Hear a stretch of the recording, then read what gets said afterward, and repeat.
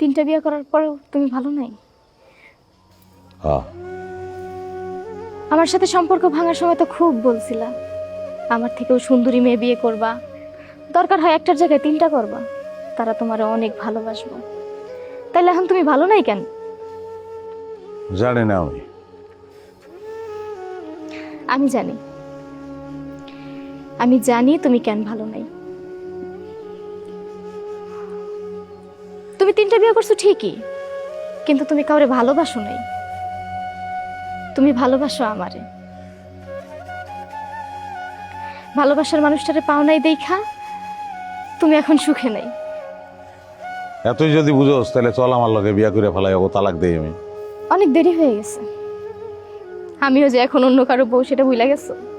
আমার স্বামীরে তো মাত্রই দেখলাম, ভালো মানুষ, জানে তোমার কথা। আমিই বলছি, আর এইটাও বলছি খুব সামান্য কারণে তুমি আমারে ছাইড়া গেছো।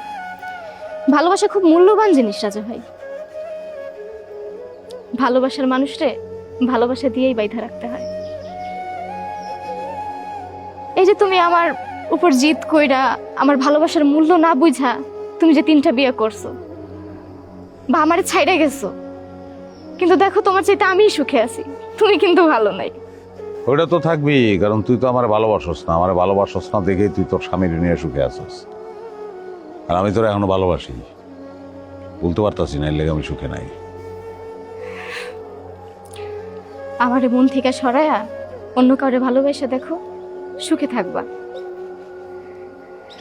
আমি চাই তুমি সুখে থাকো।